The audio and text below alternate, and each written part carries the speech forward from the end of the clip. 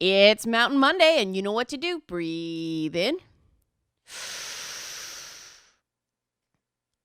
and out, and breathe in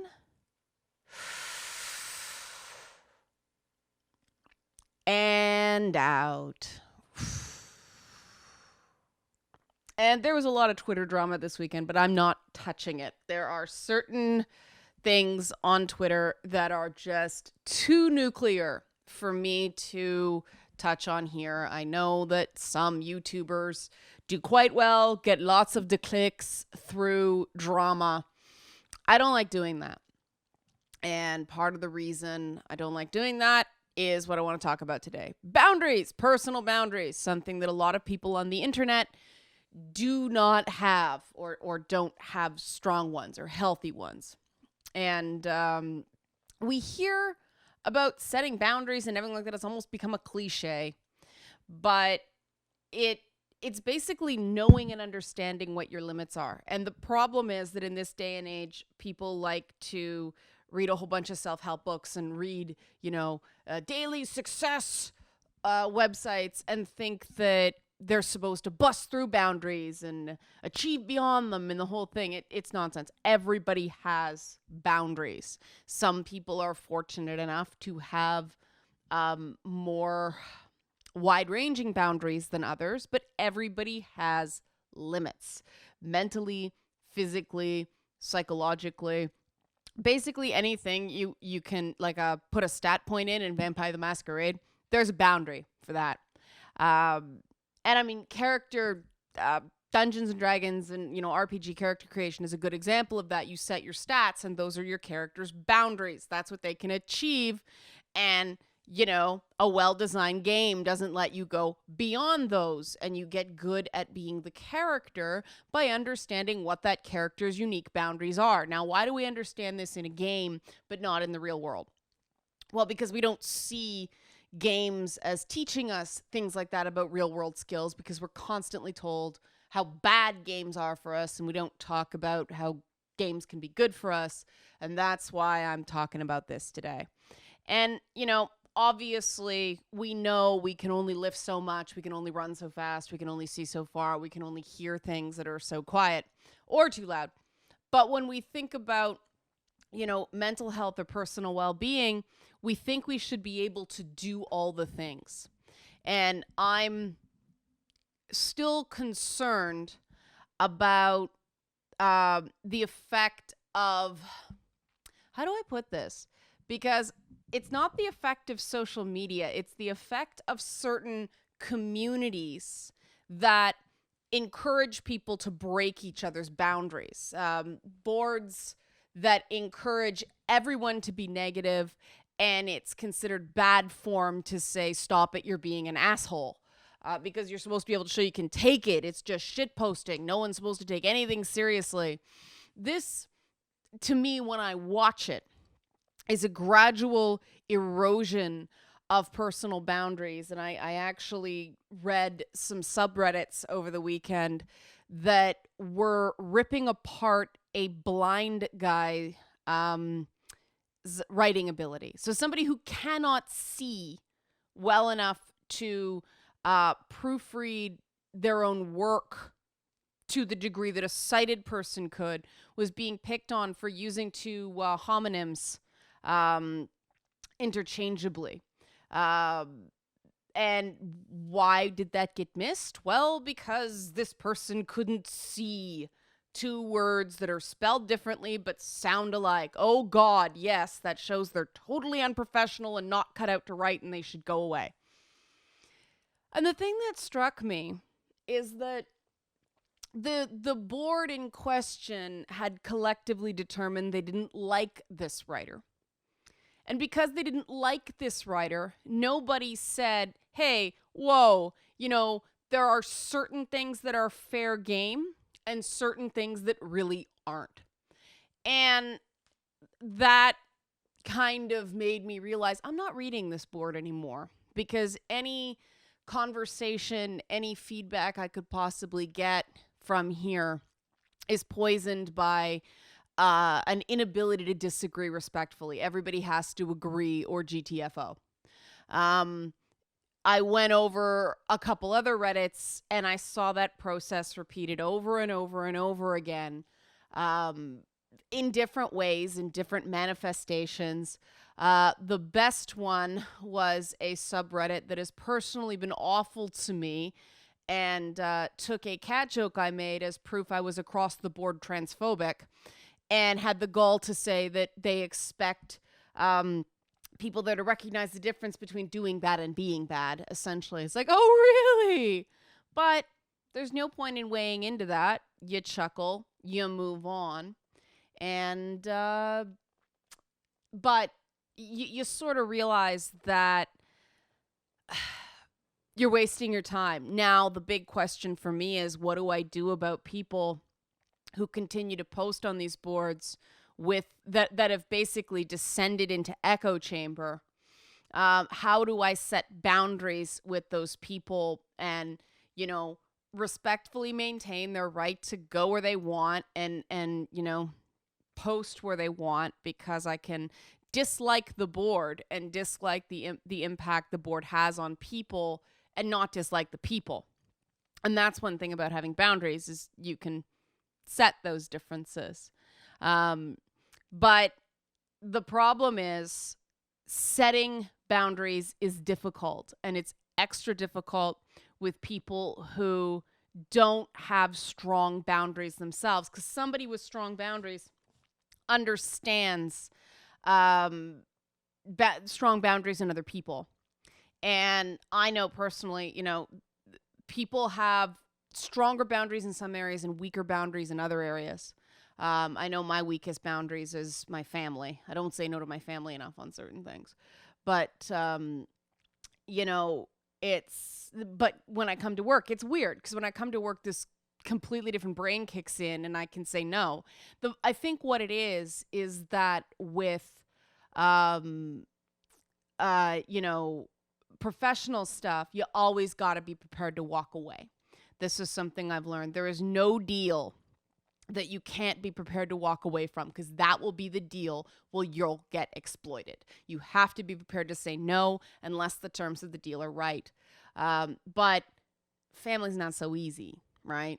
It's difficult, because as much as you may say, no, I'm done, you get stuck back in that person's orbit. Some wedding, some funeral, something. Family is difficult.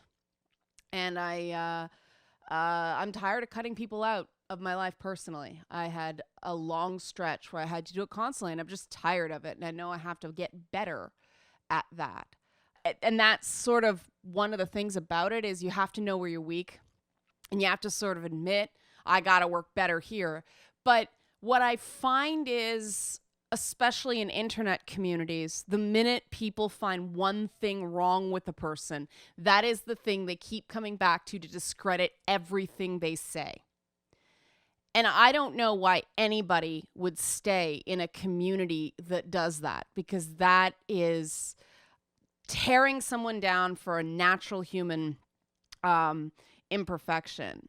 And I consider it, when people take this one thing and keep bashing somebody with it, I consider that a form of bullying.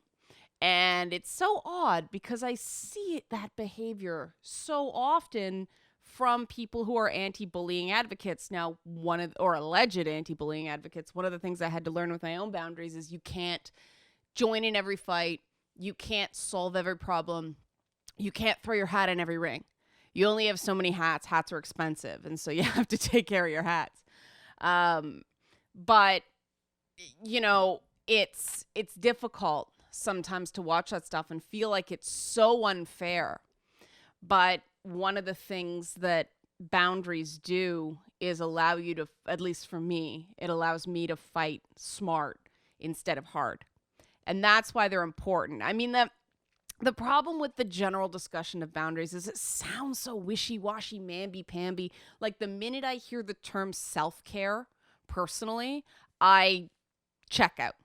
I'm just like, oh, I hate that word personally. It's just one of those words for me that sound like somebody made up a word to try to brand something, because the good old fashioned take care of your health element was just, it didn't sound scientific enough. You can't say put this in, you have to say input. You have to make up a word that sounds fancy and more computer driven, or something that would be on a sign, because good old fashioned put it in, put the data in, input the data, that's what it became with time. And so self-care particularly bugs me. I don't object to the term, but I just think it's so telling that we live in a world where everyone is being pushed so past their natural limits that self-care has to be this mantra. And then, of course, I see these people preaching self-care, and then they're picking on people constantly. It's like, what about self-care through others? Like, what about putting out into the universe what you want to receive? I'm a big believer in that. You lead by example, and you broadcast to the world how it is acceptable that people treat you. Now, that doesn't mean people are going to try. It's just a question of, is this somebody that's going to pick on you for a few months, or somebody who's going to pick on you for a few years? And there are certain situations where the power imbalance is so strong and you're stuck. Like, that's the reason bullying is such an issue in schools, right? Because the kid is stuck in that school, and they only have so much power to get away from the bully based on what the teachers and parents and various other things are willing to let them do. And that's why, bullying is such a serious thing. You can't get away. And similarly with workplace bullying, it's not so easy for someone to just quit a job and find another job. And that's why I think that so many people, self-care. Oh, I'm taking care of myself. Yeah, but what about that thing that you could help with, that you do have power to help with, and you don't, because you're too concerned about your self-care? And I find a lot of people with weak boundaries, they are the ones you can rely on least to help when they can. They are so, pushed in so many ways. They don't see the things they can control. And you guys know that I like to give you tangible details and reasons why you should do this that don't sound airy-fairy. That's the importance of knowing and respecting your own personal boundaries, is they actually allow you to achieve more, because you're not constantly worn out, and you're not constantly at your wit's end, and you're not easily manipulated by people because they know how to push your buttons. And I find the people with the weakest boundaries are the ones who are least trustworthy as well, because it's so easy for somebody else to make them go back on their word, to push them into doing something they knew was wrong. And so if you want to be trusted, you have to have strong personal boundaries. And I see a lot of people who expect trust, who don't realize that things like trust and respect and loyalty are earned. And so many people take shortcuts, especially in online communities. They think, I'm going to join this club, and all of a sudden I'm going to have all the perks of being part of this club, when I've done absolutely squat to earn it. And one of the things I like about gaming and gamers in general, as somebody who's been through the ringer, is that there are people who are very rough on you, but then when they realize that you're not going to back down, you're going to just be you, they respect you for that. And that is very rare in this world. And I really appreciate how important that is. And that's why I'm so picky, and you guys have heard me talk about this before. It is such a red flag for me when someone says, I don't agree with you on everything, but, and then they pay you a compliment. Or, I don't always agree with her, I disagree with her a lot, but she's right on this point. To me, instead of saying, I agree with this, that is somebody hedging their bets, and they're worried that it is an unpopular opinion that they agree with this person, or they're going to be accused of some sort of inconsistency. And so they hedge. And it doesn't make any sense to me, because where are you hanging out where there is this assumption that if you agree with somebody on one thing, you agree with them on everything. That is a form of extended identity politics, that you can never respect someone even if they hold different views from you. You have to be part of the same tribe, you have to be part of the same team, and you have to think and act in unison, in all things. And that's why a lot of groups fall apart, is that there's no room for respectful disagreement. The minute someone disagrees, the whole thing you lose cohesion, because there's no way to go through a process that I've been taught is called buying in. Is you can't just go, okay, let's all vote. Okay, majority rules, we're moving forward. There's another part of that process. And this is one of the things, again, INTJ here, this is one of the things I had to learn, is the minority. You need to spend a little bit of time on that minority going, are you guys, I know you don't agree with this decision, but is there anything we can do to make you more okay with this decision? And that's really important, because when someone's on the minority all the time and someone's on, the losing end all the time, well, they're not going to be very happy. And what you're doing is you're creating an unnecessary antagonist, because people have to feel like they're getting something out of a group, and they have to feel, God, I know there have been some business decisions that came down from somebody higher ranking than me, and I had to execute them. And I not only didn't agree with them, I didn't even understand the thinking behind them. And so I didn't even do a very good job as an advocate for, my boss's viewpoint, or the directives or the directive I had to execute, because no one took the time to even explain to me the reasoning behind it. And sometimes you can disagree with something, but when it's explained the thinking behind it, and you can at least tell it's in a good place, you can at least, if somebody asks you why we're doing this, you can say, well, this is because why. You have to understand it, even if you don't agree with it. And if you're leaving too many people in the dust, you don't have a strong team. That whole, you must gather your party before venturing forth. That's a rule for freaking life. Man, I don't like those little motivational statements that usually come with some kind of sunrise or something like that. But you must gather your party before venturing forth. Freaking rules to live by. And that is boundaries. That is the game setting a boundary. Every part of your team must be together before you can move on. So there you have it. Personal boundaries explained in RPG parlance. If you guys want, I'll give sort of more specific tips for boundaries. Again, I am experimenting with Mountain Monday now, trying to make it more sort of applied, because like I said, I am tired of the drama, and I realized it was wearing me out, and was getting that sort of apprehension and resentment talking about drama all the time, because it didn't seem like big drama. Maybe to me it was more drama than I am comfortable dealing with. I do not like weighing in on situations where I feel like I only have partial information, and things move too fast for me to feel fully educated on everything. So I really have to pick my battles. There are things that I will look into if enough people ask, but I am very cautious now, after a few things that have happened fairly recently, of being hauled into somebody else's fight without all the information. And so that's one of the boundaries I had to set. And they also think the thing that's so frustrating about boundaries is there's always going to be somebody that doesn't like it. And there's always going to be somebody who almost immediately tries to push past that boundary. And that's the exhausting part. And you have to sort of do it enough to recognize that it is less exhausting to push that person back than to let them in. It is less draining in the long run to maintain that personal integrity. And so that's it. That's Monday, because I got to get to work on Tuesday's video, and those are always a lot of work. So breathe in.